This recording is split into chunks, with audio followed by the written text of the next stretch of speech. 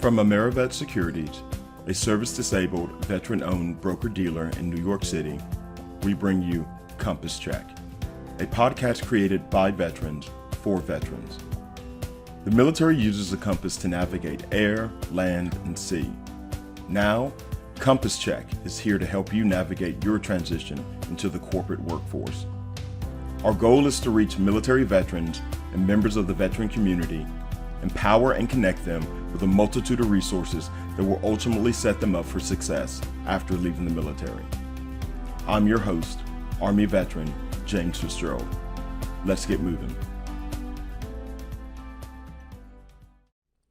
Salesforce is a cloud-based software company that provides customer relationship management software and applications to their network of customers, companies, developers, and business partners. They develop a diverse infrastructure of software products designed to help teams from different industries, including marketing, sales, IT, commerce, and customer service, connect with their customers. Salesforce is headquartered in San Francisco, California, and has offices all around the country and the world to support over 55,000 employees.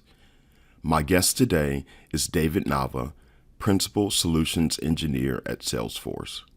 Here's our conversation. After a much-needed summer break, I'm back in the saddle with another episode of the Compass Check podcast. All you need to know about today's guest is the force is strong with this one. No, not that force. I'm talking about Salesforce. One of the leading software and technology companies in the world is today's guest to talk about all the opportunities that are available to you as transitioning service members and your family as you move out of the armed forces and into the corporate workforce. Who I have with me today is David Nava, one of the principal solution engineers for Salesforce.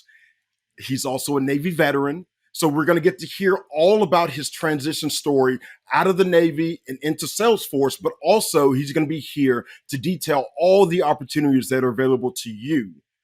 So without further ado, what I'd like to do is welcome David onto the Compass Check podcast. David, it's an absolute pleasure. Hey, thanks, James. I appreciate the opportunity to speak to your listening audience. Thanks so much for having me. It is our complete honor. And so we don't waste a single second. We're going to jump right into things. And for my listening and viewing audience, I'm sure at some point in their existence, they've heard of Salesforce. Tell us, though, in your own words, who is Salesforce? Yeah, it's a great question. And if you've heard of Salesforce, you have one leg up on me when I was transitioning because I had no idea what Salesforce was. Essentially, despite its name, we do more than provide sales tools for folks. So at our core, we are a cloud-based software as a service company that enables any organization to very rapidly build no-code and low-code applications to suit a wide range of use cases.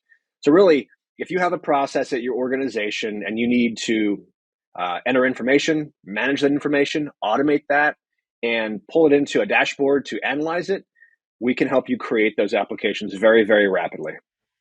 One of the things for me that I'm proud to say is I've had direct experience with Salesforce in my professional background.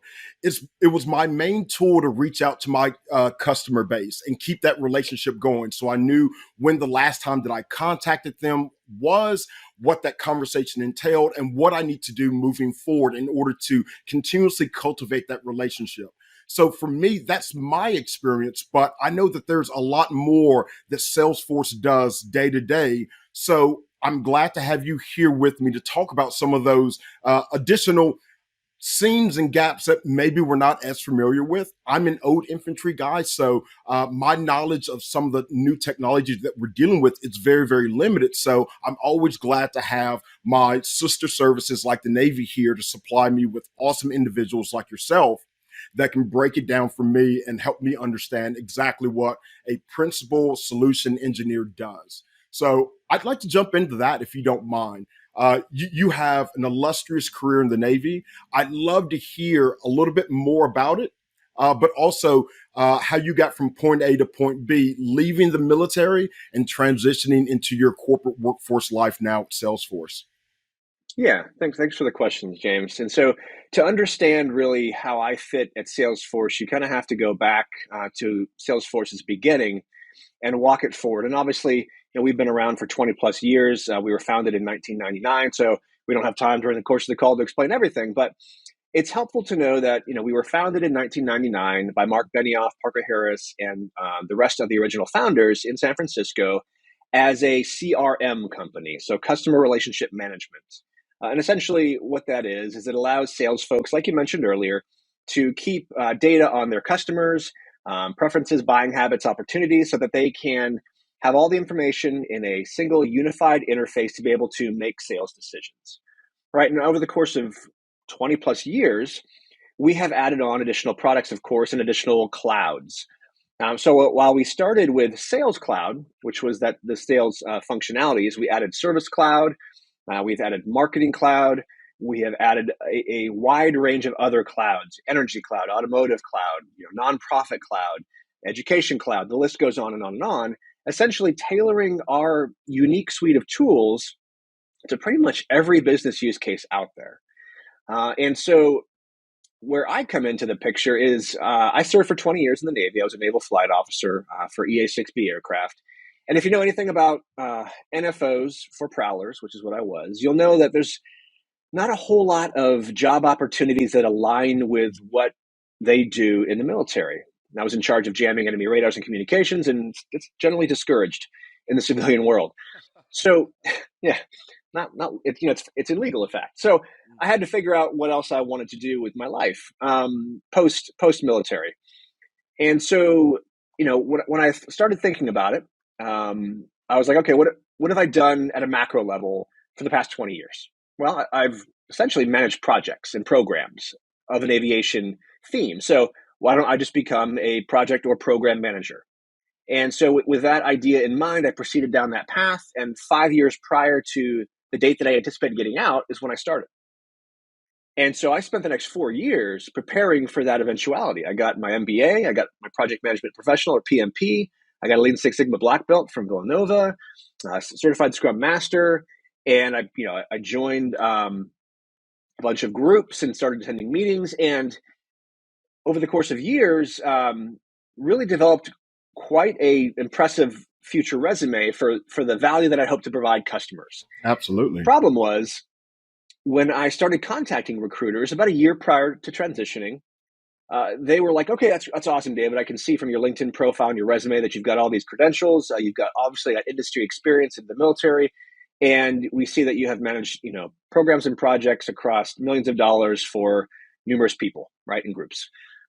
What do you want to do when you transition from the military? What company do you want to work for? What industry do you want to work in as a project manager? What level?" So they began asking me the questions that you would probably expect to get asked, and I didn't have answers. I was a Navy brat, so I'm actually fourth generation Navy, and that's all I had ever done. We went to Navy grocery stores, went to Navy department stores, lived on base, and I continued that into my adult years as I completed a 20-year career in the Navy. And so I had no concept of what civilian employment looked like, and I couldn't answer those questions. And so I was like, okay, well, I'm going to go and really do a deep dive on myself and try to discover why I want to be project manager, program manager, and then begin to answer those recruiting questions so that I can get placed and I can help them help me. And leveraged a couple of resources, a couple of books, did some networking, and lo and behold, I found out that I don't want to be a program or a project manager. Okay. And nothing against that. It's a phenomenal career path, but I had been doing it for 20 years. I was kind of tired of it. I wanted to do something new. I just had no idea what that new thing would be. And so this is where Salesforce enters the picture. My LinkedIn profile and my LinkedIn network was an absolute disaster. If you had looked at it in the day, you would see that I was connecting with anyone and everyone across multiple industries that held any thread of hope for something that I'd be interested in.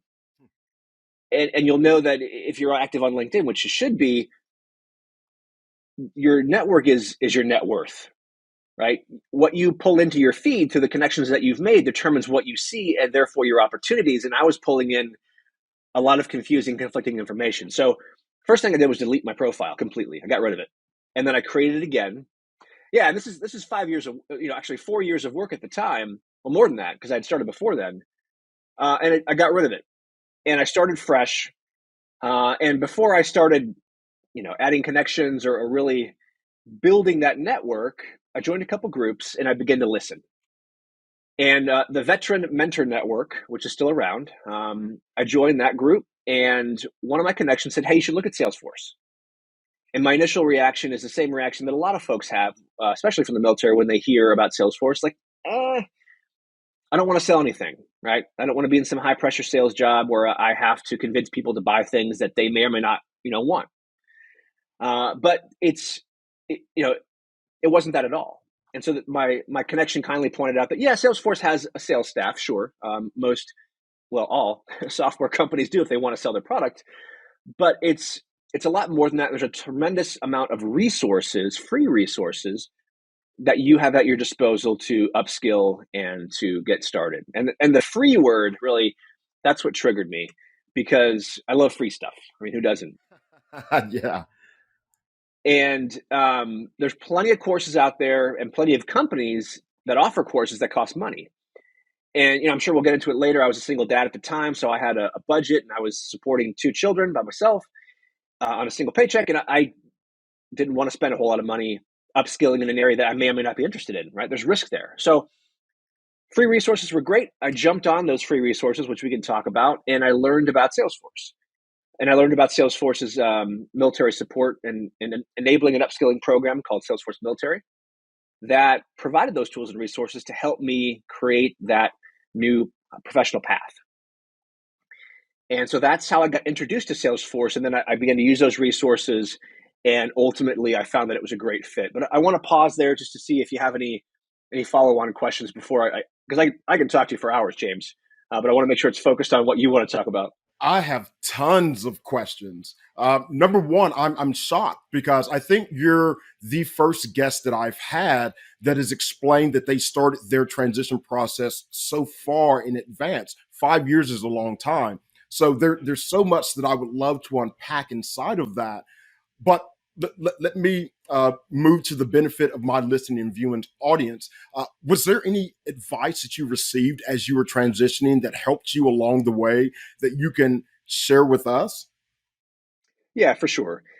And I guess the number one thing that I would offer folks is start early. You don't have to start 5 years early. I'm an extreme case. I'm a planner. That's what I do. I plan. And so even though I didn't become a project manager, I still have that love of checklists and of setting up a plan and then executing steps. I mean, who in the military doesn't love that?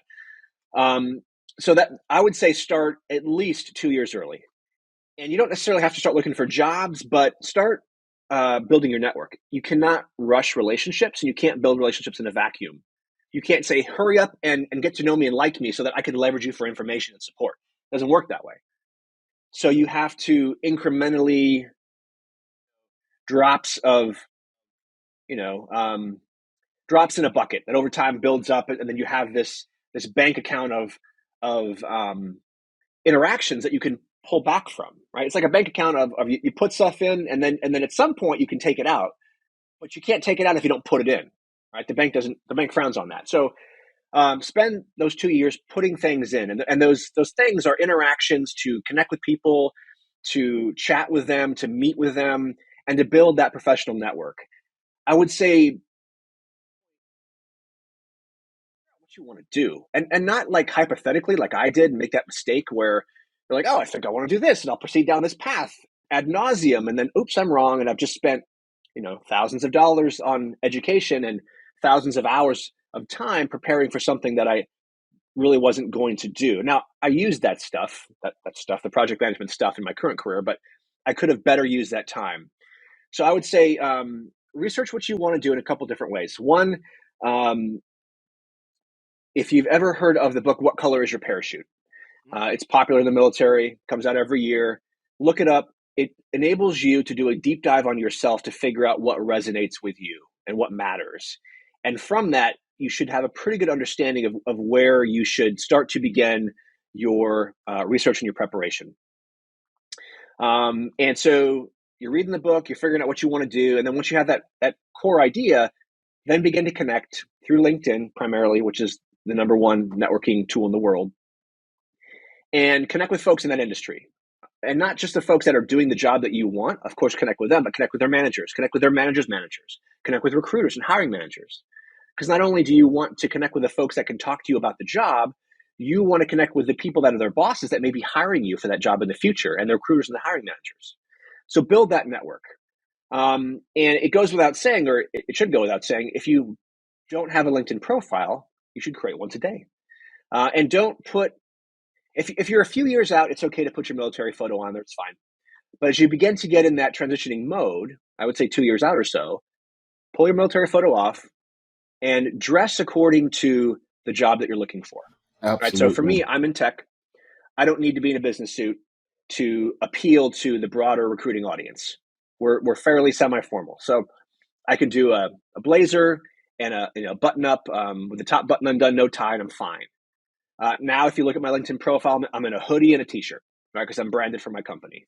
But dress for the part, and then begin to go through your LinkedIn profile and identify areas where a recruiter who has no knowledge of the military may get confused or tripped up. So if you're a company commander of this, or you're military slang jargon of this, pull it out, civilianize it, get someone who maybe someone who doesn't have a background in the military to look through it and help you out with that, and translate your skills in your language so that it's going to make sense for whoever's going to be looking at your LinkedIn profile, so they're not lost. That's a common mistake that I see folks make.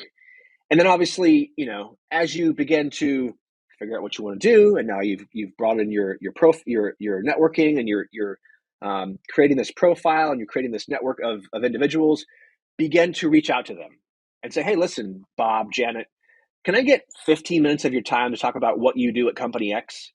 It's fascinating to me. I would love to hear, what you do, your challenges, how you got into it. And these are known as, of course, informational interviews. And the key is to have as many as you need. So if you have no idea what you want to do, get started early and have a lot of them. If you have a pretty good idea, well, still have a lot of them, but they're more focused now because you know where to steer those. And even if you know exactly what you want to do, again, have a lot of them, because you need to know the people that are doing those jobs at the companies that you're interested in, so that you can ask for employee referrals. And so that Mhm. when you meet their boss in a interview, it's not for the first time, right? You've already talked to them. They know you. They recognize your face. It's almost like cheating, right? Because if you're doing it right, you should know at least one person on your hiring panel, if not more than one. And then it becomes, you have that inside edge, and it becomes more of a informal chat and a conversation than it is this painful, uncomfortable interview process. So Yeah, go ahead. well, what I'm going to do is, like, I'm going to put a pin in this LinkedIn discussion, because I definitely want to touch base on that very point later on in this episode.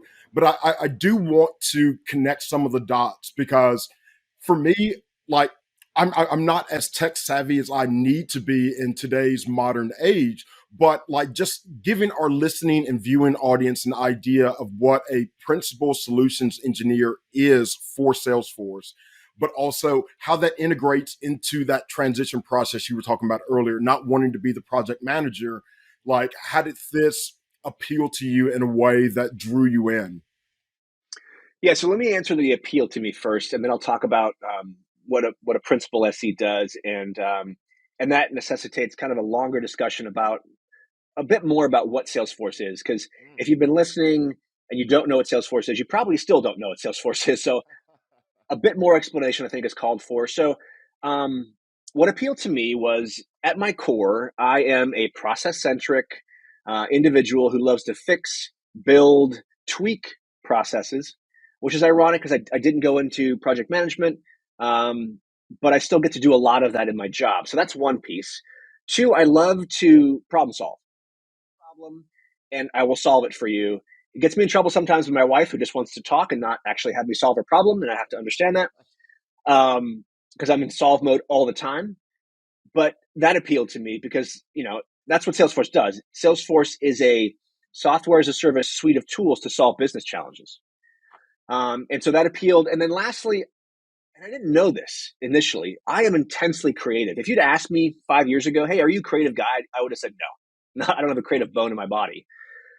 Because I don't do well at decorating or coming up with, necessarily creative things in most contexts. But in this context, I'm crazy creative when it comes to problem solving. And so Salesforce gave me a lens to apply this unknown creative ability to solve problems in a variety of different ways, which I loved. And so as soon as I availed myself of some of these resources and learned what Salesforce was, I was all in. Like I let go all the other leads I had. I put 100% of my time into this and I focused on it solely until I achieved what I set out to achieve. And so as a principal solution engineer, it's important to understand a bit more about Salesforce. So Salesforce is obviously a company, right? Of, anywhere from 50 to 60,000 folks that all work to provide this platform, this capability to our customers. But we are way more than a simple company. So, we're hiring right now, and I'm going to make it like a broad guess. Like I'm going to say we're hiring maybe, I don't know, 15,000 people. It's a made up number, but something to throw at a wall, right? But the true employability of a Salesforce qualified professional is dwarfed by that figure. So Salesforce is much bigger than Salesforce, the company. We have an ecosystem. And there's a couple entities in that ecosystem that I want to talk briefly about, and that will kind of bring into focus what I do in my job. So obviously, Salesforce came up with the product, right? And we sell the product through a relatively small professional services arm. But we also have partners and customers. And so we sell our solutions to customers. Customers like Amazon, Dell, most of the Fortune 500 companies. There's 150,000 customers in our customer Rolodex that we sell to, and it's growing every day. And if you think about it, when you implement Salesforce, you have to have people at your company to run Salesforce, create reports, fix things, create new functions, create new apps. That's jobs, right? So of those 150,000 customers, they more than likely have need of one or many Salesforce qualified professionals.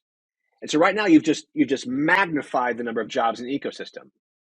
Well, there's a separate order of magnitude when you think about our partners. So one of the things that we do is, because we focus a lot of our time on selling and a little bit of our time on implementing, we have partners that will implement Salesforce for us. And there's thousands of partners out there that once we sell licenses to a customer company, we then transfer those over to the partner and they will build the implementation for us. They're called system integrators or SIs. And you can think of companies like PwC, Deloitte, BAH as some of the bigger ones, but there's thousands of them. And so each one of those companies has, in some cases, a few, some cases, hundreds and hundreds of employees that are Salesforce qualified professionals. And so that's another order of magnitude. But there's more. We also have an app exchange. So if you're familiar with Apple's App Store, we have Salesforce's App Exchange, which is a online marketplace for all of the applications that natively integrate with Salesforce that are developed by other companies. So think of like DocuSign, right? Wouldn't it be great if Salesforce could natively integrate with DocuSign to be able to bring document routing, authorization, signature into Salesforce? Well, that exists, right? That's what's known as an ISV, an individual software vendor. And there are hundreds of those that produce components that plug and play in our platform, all the way to full feature apps that are industry focused, that are pre-built solutions that save time to build and time to value. And so there are hundreds of companies that do that. And so when you get a picture of that, it becomes much more than, maybe the thousands of folks that we're hiring at Salesforce, the company, to the millions of jobs over the course of the next few years that are going to become available in our ecosystem. So in that macrocosm, there's this guy. And I used to work for an SI. So I used to build implementations. That was my first job out of the military. And I worked for a partner company for a year. And it was lovely. I loved it. Best way to learn. And then Salesforce picked me up and I worked implementing for them in professional services for almost a year. And then I got pulled into pre-sales, which is my current job and the love of my professional life. So what I do as a solution engineer is before the product is sold, I meet with prospects and existing customers because we want to sell them more of our goodness. And I get them excited about what we can do for them as a platform to solve their business challenges in a variety of different ways. And one of the big ways that we do that is by giving demos. So I'll meet with a customer, I'll do discovery, I'll figure out what's bugging them about their current processes. I will build them a custom demo, and I'll show it to them. It's like show and tell every single day. It's awesome, and they get pumped, they get excited, I get excited, and then hopefully if they're excited enough, they buy it, and it goes to the contract closes, it goes to post sales, and then either our professional services team or an SI will implement for that solution. So I listened to each and every single word that you just said, but two words that really stuck out in my mind that you had said previously was we're hiring. So like I definitely want to start walking down that line of conversation to talk about the inner workings of Salesforce military, but also what does it look like for a veteran to onboard at Salesforce? What is that work environment like? What are some of the resources that are available inside of the organization, such as employee resource groups, additional benefits along those lines? So I definitely want to move internal to Salesforce and talk about what does that hiring process look like, and what would an eligible veteran look like to Salesforce? Yeah, let's do it. So before we get into all that, I want to address the elephant in the room.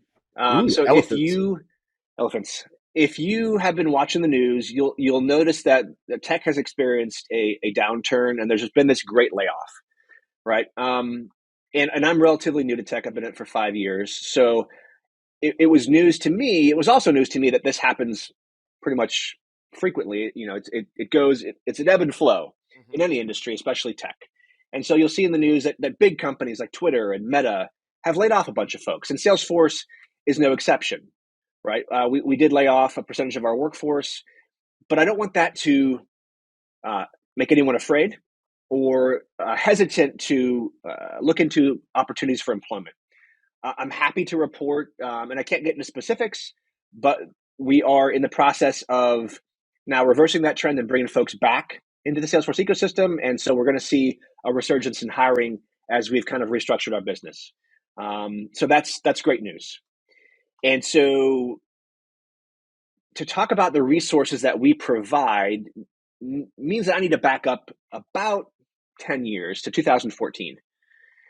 And so I think most folks on the call have heard of General Colin Powell. And if you haven't, then you are really young and you need to go look this gentleman up. So when he was with us, may he rest in peace, he was on our board of directors. And he was a close personal friend and mentor to our CEO, Mark Benioff. And he approached Mark at one point in 2014 and said, "Hey, Mark," and I'm paraphrasing here, I wasn't there. It would be great if we could encourage transitioning service members and vets and spouses to move to careers in tech, but also provide them with tools and resources to support that transition. How can we do that at Salesforce? And my boss, Mark Benioff, Mr. Benioff, took that very seriously. And so they set to work and they created what was then known as VetForce. So your joke, the force is with him early on, is a pun often used in the ecosystem, which is why I was smiling. And my Twitter handle is NavaForce, so you're not far off. Oh, nice. But it was created in 2014, and what it was, because gosh, it's grown so much. What it is and was is free enablement resources for not only transitioning service members, but veterans as well as their spouses. And this includes National Guard and Reserve, and it also includes allied nations to include UK, Canada, New Zealand, and Australia, to provide them with a series of tiered resources that I like to put into bins. Now, when it first came out, it was primarily education and training focused, and now it has grown dramatically.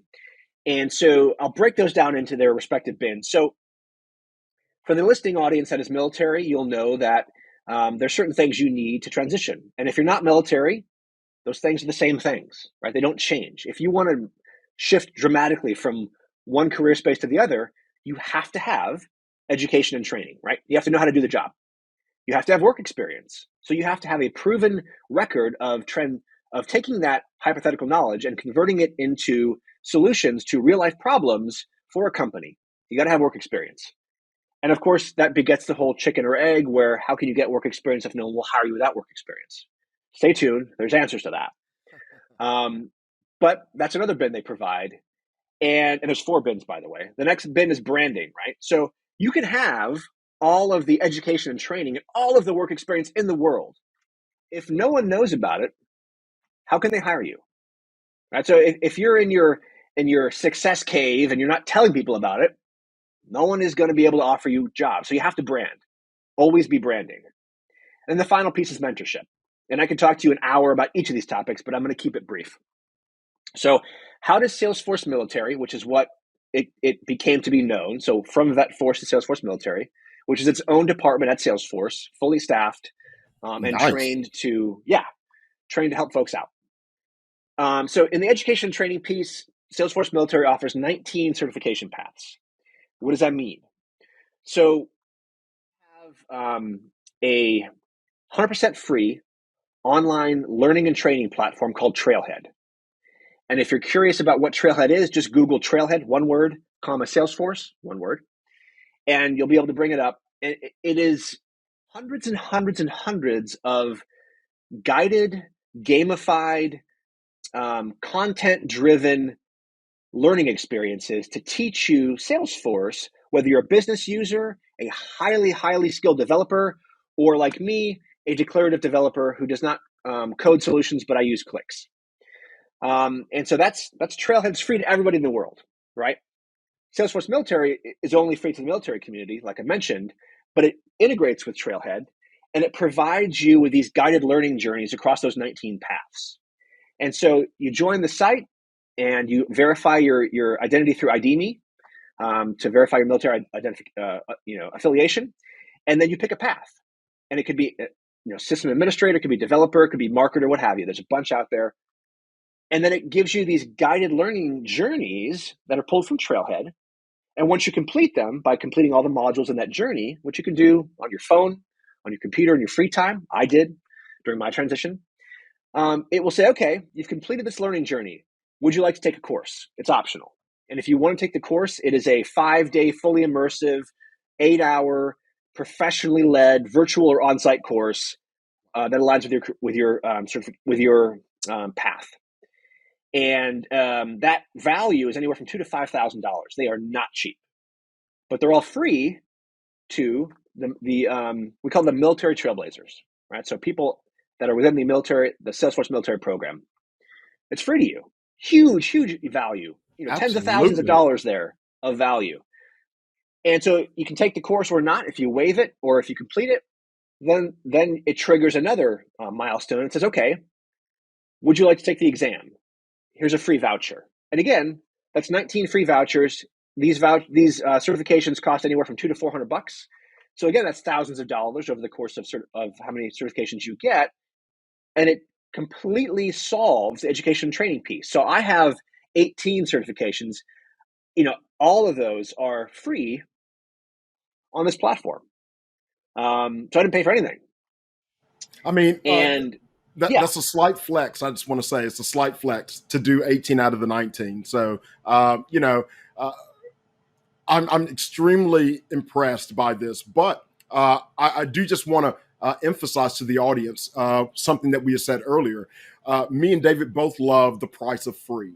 So everything that he's describing right now is absolutely free to the military and veteran community. So please, we're going to continuously emphasize this, but we have to take advantage of these resources that are out there. They're out there for us, and they're worthless unless you tap into them and actually utilize them to your benefit. Sorry, continue on, David. This is just yeah, something that I continuously want to underscore to the listening and viewing audience. great stuff. And I want to piggyback on one thing you said, because if you're out there and you're like, well, I don't want to dive in and spend all this time if I don't know if it's right for me. And that was my concern, right? You have limited time. There's resources out there across multiple different companies and agencies. There's a lot of folks willing to help the military. Why should you choose Salesforce? So do this. Go on Trailhead. Again, it's Google search Trailhead, Salesforce. Create a free account. Take you a couple minutes. and look up, type in the global search, what is Salesforce? Look up a couple of these modules and just spend half an hour. Do one or two, right? And see if it resonates. If it resonates, do a couple more. And if you're like, okay, this could be a fit for me, register for Salesforce Military, and James will have the links for you, and then dive in, right? So let me move on to the work experience piece, because again, education and training is kind of worthless unless you can get a job with it, right? So there are multiple vehicles that Salesforce Military puts at your disposal to be able to convert that education and training into real life work experience. There is a Hiring Our Heroes Salesforce Fellowship that is open to transitioning service members and spouses. And it's open through service members through the DoD SkillBridge program, and then spouses through Hiring Our Heroes partnership. And what that does is it connects you with a partner in the ecosystem for a 12-week, if you're a spouse paid, if you're a service member, it's unpaid because it's through DoD SkillBridge, internship, where you get hands-on experience. And then they have the option at the end, it's not mandatory, obviously, they have the option to hire you. I will say there's an over 90% hiring rate, and the starting salary is over 90K. It's upwards of that. So it's a tremendous opportunity. There's been numerous cohorts that have taken place. And having said that, there's lots of folks you can reach out to ask about their experience, and happy to connect anyone that's interested with those folks. There's also, and this is a piece that will apply to not only service members that are transitioning and spouses, but also veterans, right? Because the fellowship is only open to transitioning service members and spouses, not the veterans. But veterans, as well as those groups, can take place of what's called the Hiring Alliance. So Salesforce has gone out to 500 companies, more than 500, frankly. And a lot of these are big name companies, and some are smaller boutique firms, depending on where you want to work. And they have reached an agreement where those companies will give you a first round interview once you earn your first certification through our program. So if you earn your admin, your developer, or one of those other staple certifications, you then have a foot in the door at any one of these 500 companies. You get the interview, you build rapport, and hopefully you get hired, right? There's also an exclusive LinkedIn group that if you're an alum of the program that you can join, and you will get access to interactions with all these companies. And so to give you kind of a metric, over 1,000 companies have hired Salesforce qualified professionals from amongst the Salesforce military alumni. So huge, huge resource. Moving on to brand, and I'll spend just 2 seconds here. It's tremendously important, but again, I could talk about brand forever.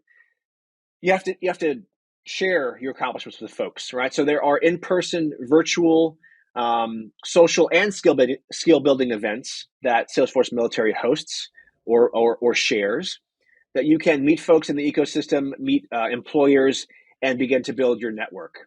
We also have, as part of as part of your membership, you have access to our community of fellow Salesforce military folks, of military trailblazers. And there's over 65,000 military trailblazers in the community, and you can interact with them on a daily basis through the chat groups that we have on that site. And there's chat groups for getting hired, there's chat groups for volunteering, there's chat groups for technical support, all these things. And then 2 seconds on the mentorship before I pause and take a sip of coffee and we move on to other questions. Salesforce is partnered with Veterati, which is a free online site that does mentor and mentee pairing. And so there's tons of Salesforce professionals in the Veterati Rolodex that you can connect with for focused one-to-one 30 to 60-minute conversations to ask about what it's like to work in the Salesforce ecosystem. If you haven't heard of Veterati, Veterati, Google it, you'll find it, sign up. Tremendous resource for those informational interviews. And then I'll just plug really quick my office hours. I won't go into detail because I think we're going to talk about it later. I also have an office hours where I invite you to come attend and learn about the ecosystem. But the whole point here is don't find one mentor, cultivate relationships with many mentors, because each is going to add a unique perspective to your worldview, and they can each help you progress your career in different ways. So we have discussed quite a bit. I want to give everyone a chance to breathe and absorb the information, but I also want to have an opportunity here for people to discover where to find more information about you. There's salesforce.com. There's all the military group, or not all the military groups, all the additional groups that you had mentioned on LinkedIn, social media as a whole. looking into the Google search for the Trailhead programs. All of that are things that you need to take a breath and absorb to take in, because these are the resources that are available to you. And lastly, but definitely not least, the human resource that we all need. So what I'd like to do, David, if you don't mind, can people reach out to you directly via LinkedIn? Yeah, 100%. Send me a connection request. It's helpful if you include a quick note. Hey, saw you on the podcast, Compass Check podcast. Would love to connect. And if you have questions, ask me questions in your initial message. Because if you just say, "Hey, want to connect," I'm going to say, "Awesome, connection approved," and then I'll go, on about my business. Unless you reach back out for questions, so just throw them in that initial message, and I'm happy to respond. If you're looking for, I've already told you how to find Trailhead. If you're looking for the Salesforce military site, just Google VetForce, so VETFORCE, comma Salesforce. It should pop to the top of your thread. It'll say Salesforce military. Click on that, do some searching around, take a look, and then it's pretty easy from there to find the link on that site to apply for the program and verify your affiliation through ID.me. Perfect. This last segment, I want to circle back to some of the things that we were talking about at the beginning, which I think are under discussed in the veteran community, which are the ways that we network and the ways that we brand. One of the things that you had mentioned earlier at length was your journey with LinkedIn, how you had cultivated this network. You completely started from scratch in order to build a profile that better reflected your professional goals and values. I want to explore just more about the LinkedIn space and how we can utilize that in our professional transition. You had mentioned you don't have to start years in advance, but I want to underscore the value of a tool like LinkedIn. When it came time for you to restart your LinkedIn profile, what were some of the key things that you were looking to accomplish? Whether it be how you described yourself, the people you were reaching out to, or the overall objective that you had with your profile. If you can just give us some highlights into that brand new start. Yeah, I would love to. It's a great question. Um, and I always like start my stories with other stories. So um, if you're on Amazon right now, look up the 2 hour job search. Right. So that and what color is your parachute are going to be your best friends. Your goal as a transitioning service member, as a veteran, as a spouse, is not to fill out hundreds of job applications to hopefully get a handful of interviews and maybe that one job offer. That's awful. And that's not how we do things in this day and age. So discard that notion that that's how you should proceed. It's highly ineffectual. It's a waste of time, and you've got better things to do. The 2 hour job search is a structured approach for essentially figuring out where you want to work, building relationships at the companies where you want to work, and getting hired where you want to work. And so, to explain how I chose to leverage LinkedIn, I will lead with the I won't bury the lead. I'll lead with the end. Right. So on the day I retired from the military, I on that same day walked into a 6-figure salary without having to apply at any companies, Mm. without filling out any job applications. Wow. And the only interviews I had were with the companies that reached out to me to say, "Hey, we're interested. Do you want to go through the interview process?" Sure. I had multiple offers, and all I had to do was haggle back and forth and choose one. So how did I get there? I did not know how to brand when I set out on my journey. They don't teach that in the military. In fact, they teach the opposite, OPSEC. Don't brand. Don't share what you're doing or where you're going because you can compromise, unit safety. Valid, right? But at some point, you have to flip that switch and do so in a way that obviously doesn't compromise security of your unit or wherever you work. But there's ways to do that and still brand yourself.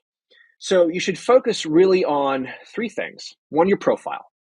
First thing people are going to see. That's your first impression. And specifically, when you read a newspaper, you read above the fold initially. And if you like what you see, you read below the fold. That's how recruiters work. They're going to take a quick look at your profile. If they don't like what they see from your picture, background picture, description, company that you work at, that very first piece of LinkedIn, they're going to move on. And that is the piece that got me my job at Salesforce. And it's hard to get employed at Salesforce, but that's what got me there. So work on your profile. have a profile picture that speaks to the job that you want to occupy, like we talked about before. Have a background, that background banner that speaks to that as well. Make it distinct, unique, creative, draws the eye in. Have your educational institution in there. Have a tagline under your name, right? That speaks to what you want to do, what you're doing about it to get there. Throw in some colorful emojis if you like. And I would say pattern your profile off of the other folks that currently are in the positions you want to be in and are successful. That's what I did. I looked at the most successful people in the ecosystem, and that's how I built my profile. So profile. 2, network. As I mentioned, set up a habit pattern where you connect with 5 to 10 people every single day in the area that you're interested in. So if you're interested in Salesforce and you're interested, say, in Salesforce consulting, connect with developers, connect with consultants, connect with business analysts, connect with their managers, managers, recruiters, hiring managers, recruiting firms, companies, follow the companies, and build that network over time. It takes a lot of time. And then the third piece, that's 1, 2, profile and network. What ties it all together is content creation. You have to create content. Because I'll tell you something, if you connect with me on LinkedIn and you don't respond, or we have an initial conversation and you don't, pop back into my feed, I'm going to forget about you, honestly, and no offense to you, I'm going to forget about you in a couple days because I've got, thousands of followers. The only people I can really keep in my brain, because I'm not like a rocket wizard, is maybe a couple hundred. And so how do you stay in front of people? How do you get constantly brought to their attention? You create content. You share that content on LinkedIn. And we can get into a whole long conversation about how to do that. I will say, go to my YouTube channel. I have lots and lots of videos of how to create that content. But what that does, when you create valuable content, people are going to see that. The people that you've connected with, it's going to pop into their feed. And it will make those informational interviews easier to acquire because they'll already know you from your content. When you reach out for jobs or jobs reach out to you, as happened to me, they are going to be familiar with you because they recognize that you're adding value to the professional community by creating content that people are consuming, right? So create that content. That's what I did. Over time, I built my network. I constantly was working on my profile every single day. Now it's more like every single week because it's pretty solidified. But even now, I work on it every single week. Right? If your profile is out of date, you're doing it wrong. And then create content on a weekly basis. I have slowed that down a bit. So I have folks that create content for me that are my volunteers. And I also repost a lot of what others create. I'll only create a little bit of original content, but if you're just starting out, you want to create a ton of original content. And that can be as simple as asking questions. But to give you an indication, over the course of the 12 months that I first discovered Salesforce and then got hired, I was building my network, working on my profile, and posting not every day, but every other day, sure, every single week. I scheduled my content, so I knew like on this day I'm going to put something out. I thought about it beforehand, and I would put it out. And it's not enough just to put it out into the space. You have to also interact with the people that respond. Mm-hmm. So if you get 4 people that respond and say awesome, respond back to them with a personalized message. And then also like their response. And what that does is it encourages them to continue to respond and others to respond. People are more likely to respond to you if you are reaching back out to them to thank them for their response and providing a thoughtful comment.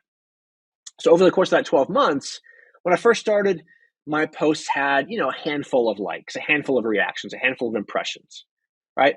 At the end, where I had been leading these folks down this path of my journey and kind of explaining where I was at each stage, indicating, the end result that I was hoping for. So they became vested in that story that I was telling, followed me, and they wanted to see how it ended. And it ended on July 1st, 2019. And really it began again, right? But one end is a new beginning.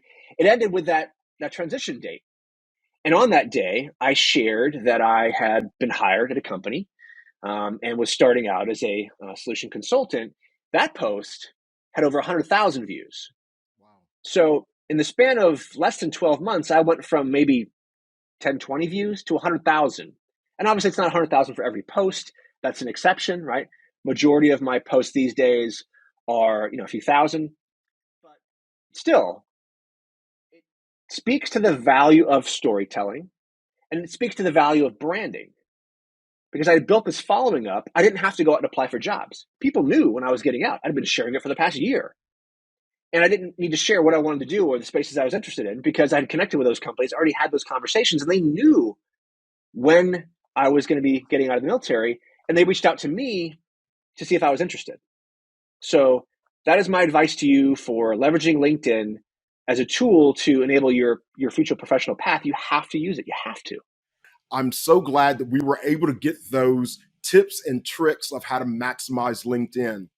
What I'm going to do to close us out is to, and this is not my normal habit, but I'm going to plug one of the great shows that you had mentioned earlier, which you also happen to be the host of, which is the Military Trailblazer Office Hours. And I want to say it's available on YouTube.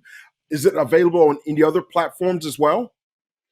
So it's available to join live. We do it twice a month, and I can share how to find that and register. Absolutely. We definitely want to have as many ways for our listening and viewing audience to connect with you, but also to get as much in their arsenal as they possibly can as they transition out of the military and move into the corporate workforce. So, Yeah. with that, I think that is going to bring us to the end of today's trail. It has been such a delight to have you with us. I cannot wait to hear the feedback from today's conversation because you gave us a lot to work on and a lot to action on. So for us, at the end of the day, I want to say thank you. And I say that on behalf of my listening and viewing audience as they get ready to transition out of the military into the corporate workforce. I think that they're much more up armored because of the information that you provided today, David. Thank you. My pleasure.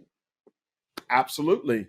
And with that, I'm going to close out today's episode. I've been your host, Army veteran James Fitzgerald. This has been another episode of the Compass Check podcast. I will see you next time. This has been another episode of the Compass Check podcast, brought to you by AmeriVet Securities. I've been your host, Army veteran James Fitzgerald. If you or your organization would like to be featured on a future episode of Compass Check, please send an email to james.fitzgerald@amerivetsecurities.com. Thank you for listening. I'll see you next time.